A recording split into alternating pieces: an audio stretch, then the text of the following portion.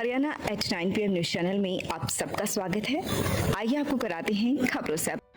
जिस ग्रंथ के कारण पता नहीं कितने भूले भटके लोग सत्य के ज्ञान से आलोकित होकर के संसार को जगाने का कार्य करें, जो सत्यार्थ प्रकाश क्रांतिकारियों के लिए किसी प्रेरणा ग्रंथ से कम नहीं था। इसलिए जिन लोगों ने भी भारत की आजादी का इतिहास लिखा, नाना प्रकार की बातों को कोड करते हुए मेरी माताओं बंधुओं एक बात लिखी कि जब क्रांतिकारियों को फांसी के तख्ते पर ले जाया जाता था तो उनके तकियों के नीचे से दो ग्रंथ निकलते थे। एक ग्रंथ होता था श्रीमद् भगवत गीता और दूसरा ग्रंथ होता था महर्षि दयानंद द्वारा रचित सत्यार्थ प्रकाश, जो क्रांतिकारियों की प्रेरणा का केंद्र था। एक बात मैं सबसे कह दूं, अगर आप लोग मानो तो, नाम क्या है गांव का इसका? जोर से बोल दीजिए एक बार। हाँ, मैं सभी बरौना वासियों से निवेदन करूंगी, आप लोग ताली बजाओ तो सारे बजाना, नहीं तो दो चार बीच में चटर चटर मत करना, सारे बजाना। सारे बजाओ, चलो मिलके एक बार चेतना के साथ बैठिए आप। तो जो सत्यार्थ प्रकाश क्रांतिकारियों की प्रेरणा थी, उस सत्यार्थ प्रकाश के अंदर महर्षि दयानंद 11वें समुल्लास में लिखते हैं, पारसमणि नाम का एक पत्थर सुना जाता है पर होता नहीं। आर्यों ध्यान देना।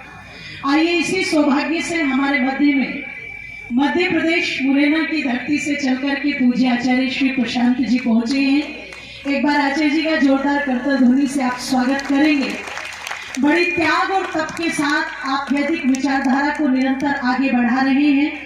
आज मुझे जानकारी नहीं थी, पर आपको यहाँ देख करके बड़ी प्रसन्नता हो रही है। मैं भी हृदय की गहराइयों से उनकी गरिमामयी उपस्थिति का वंदन करती हूँ, अभिनंदन करती हूँ। पूरा एक बार जोरदार तालियां। धन्यवाद।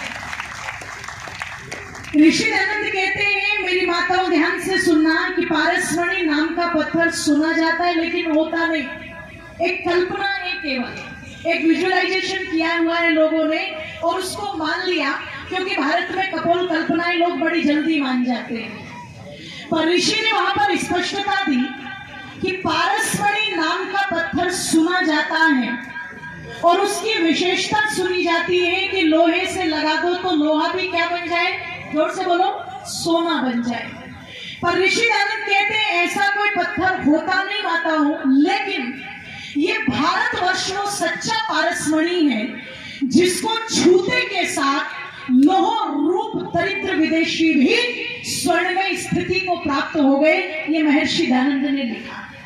आप विचार करना, चिंतन करना, जिस समय में दूसरे लोग अंग्रेजों की चापलूसी करके अपने आप को आगे बढ़ाने में लगे हुए थे, वहां पर महर्षि दयानंद ने स्पष्टता के साथ भारत देश की इतनी प्रशंसा की। जब लोग भारत को ये बताते थे ये तो गवारों का देश है, इनको तो कुछ आता जाता नहीं था, इनके पास जो वेदों की विद्या है वो गडरियों के गीत हैं, और इनमें सभ्यता और संस्कृति का प्रचार प्रसार अगर किया तो वो हम लोगों ने किया। और बुरा मत मानना, आज भी ऐसी छोटी बुद्धि वालों की कमी नहीं है जो ये मानते हैं कि अंग्रेज अगर भारत के अंदर ना आते तो भारत का उद्धार होने वाला नहीं था। पर मैं निवेदन आप लोगों के मध्य में कर दूं, भारत में जो उन्नति है वो कोई आज की नहीं है। भारत का जो विकास है वो कोई आज का नहीं है। आज तो अगर हम देखें तो धीरे धीरे हम कुछ चीजों में पतन की ओर बढ़ रहे हैं, पर यदि भारत के स्वर्णिम काल को आप खोज करके देखेंगे तो प्रतिदिन यज्ञ पर बैठ करके संकल्प कराया जाता है 1,96,53,123 वर्ष पहले का ये देश, जिस पर सबसे पहली मानव की उत्पत्ति, जिस पर सबसे पहले परमात्मा ने वेदों का ज्ञान दिया और जिसके सदृश भूमंडल में कोई दूसरा देश नहीं है, ऐसा महर्षि दयानंद ने बिल्कुल स्पष्ट लिखा था। मैं निवेदन आप लोगों के मध्य में कर दूं, जब वो ज्ञान की बात को जानते भी नहीं थे, तब भारत की धरती से वेदों का प्रसार करने वाले ऋषि मुनियों का आलम पूरी दुनिया के अंदर ये था, जिसके लिए महर्षि मनु ने लिखा था कि एतद् देश प्रसूतस्य सकाशात् अग्रजन्मनः। अरे दुनिया के लोग भारत के ऋषि मुनियों के चरणों में आकर के अपना सर रखते थे कि हमें कुछ ज्ञान दे दो, कुछ विद्या दे दो। जब दुनिया के लोगों को टेक्नोलॉजी का पता नहीं था, ध्यान रखिएगा, यहाँ के ऋषि मुनि उस टेक्नोलॉजी तक पहुंचे हुए थे। दुनिया के लोग आज यंत्रों से बता रहे हैं कि चंद्रमा की दूरी कितनी, सूर्य की दूरी कितनी, पर यहाँ पर बैठे हुए हमारे ऋषियों ने, चाहे वो भास्कराचार्य रहे हो, चाहे वो महर्षि कणाद रहे हो, उन्होंने यहाँ पर बैठे बैठे ये सारी की सारी खगोल विद्या अपने शास्त्रों के अंदर लिख दी थी। जरा चिंतन करना, विचार करना, इस गौरवमयी इतिहास की जानकारी गुरुकुल की पृष्ठभूमि में दी जाती थी। जो लोग अंग्रेजों को वृद्धि का कारण मानते हैं, उन अंग्रेजों ने इस भारत वर्ष के अंदर आकर के सबसे पहला काम जो किया था वो भारत की रीढ़ की हड्डी को तोड़ने का काम किया था। और भारत की रीढ़ की हड्डी थे उस समय के गुरुकुल। उन्होंने गुरुकुलों को बंद करा करके और स्कूल जगह जगह पर खुलवाए थे, जिसका उद्देश्य केवल और केवल इतना था, बंधुओं मेरी माताओं, कि भारत के लोग शकल से तो भारतीय नजर आए, लेकिन वो अक्ल से भारतीय नजर न आए। अपनी वो टूटी फूटी चीजें स्कूल के अंदर पढ़ा करके गुरुकुलों के विरुद्ध दुष्प्रचार किया गया, गुरुकुलों की प्रणाली को बंद करने का दुस्साहस किया गया, जिसका परिणाम आज हम सभी देख रहे हैं। एक वो स्थान देखो जो गुरुकुल में बच्चे पढ़ रहे हैं, एक वो स्थान देखो जहां स्कूल में बच्चे पढ़ रहे हैं, तुम्हें अंतर मिलेगा।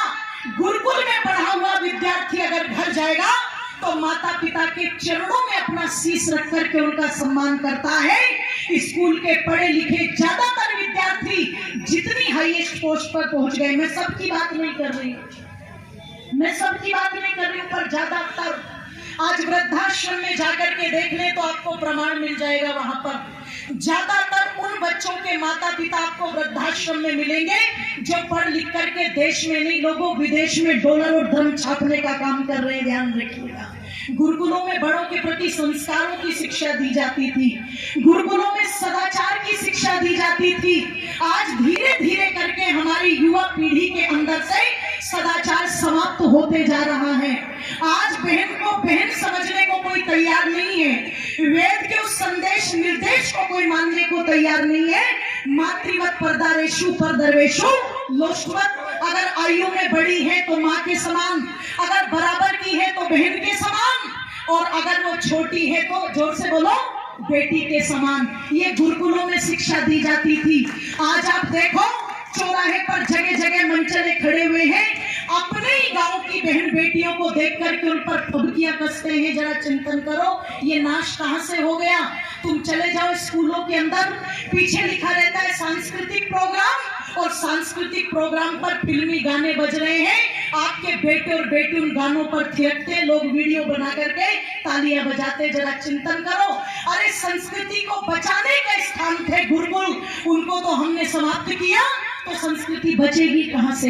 मैं धन्यवाद देती हूं वर्तमान में जो धीरे धीरे ये गुरुकुलीय प्रणाली फिर से जाग रही है, और इसे जगाने का काम अगर कोई संस्था कर रही है तो वो केवल और केवल आर्य समाज है। ध्यान रखना, जो इस गुरुकुल प्रणाली को पुनः जागृत करने का काम कर रही है। बच्चों के चहुमुखी विकास के लिए प्रताप स्कूल खरखोदा का चयन करें, ताकि आपके बच्चे संस्कार, शिक्षा, टेक्नोलॉजी, खेल, स्वास्थ्य एवं सांस्कृतिक गतिविधियों द्वारा विदेशों में तिरंगा फहराते हुए इंजीनियर, डॉक्टर, लेफ्टिनेंट तथा राजनेता बनकर देश एवं विदेशों में उच्च पदों को सुशोभित कर सकें।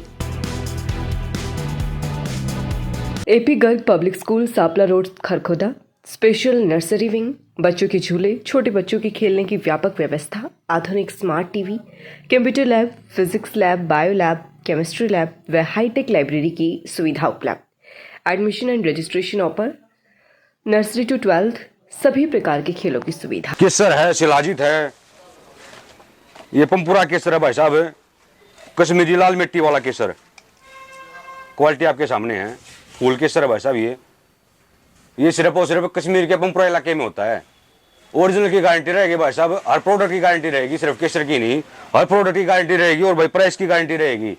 ऑल इंडिया रीजनेबल प्राइस मिलेंगे भाई साहब, और टॉप क्वालिटी का प्रोडक्ट मिलेगा। Tulip hospital Sonipat, orthopaedics and joint replacement, ligament fracture, joint replacement, sports injury, arthroscopy, knee replacement, hip replacement. Doctor Gagan Kansal, orthopaedic and joint surgeon, MBBS DNB ortho. For more information please contact 7056511111।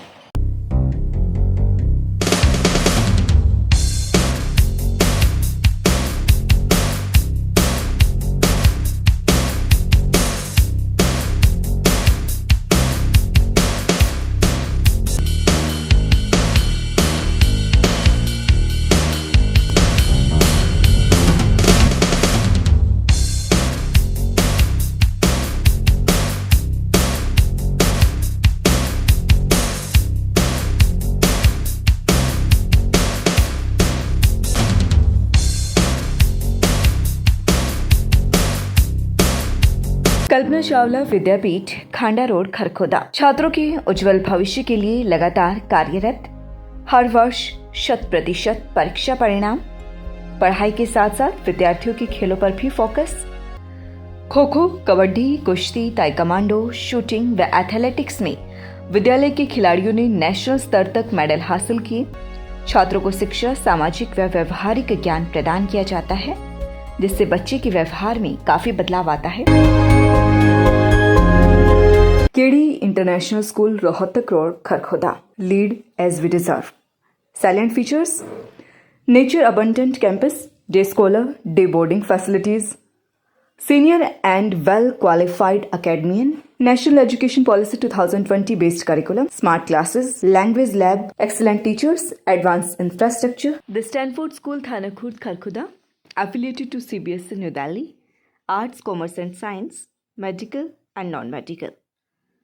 Scholarship exam for the new admission on Sunday, 12th of March 2023 at 10 a.m. PP1 to class 11th, Science, Commerce and Arts, Innovative and Creative Learning Center, well-planned curriculum, hostelic child development, aesthetic infra and ambience। खबरों से update रहने के लिए channel को like, share और subscribe जरूर करें। धन्यवाद।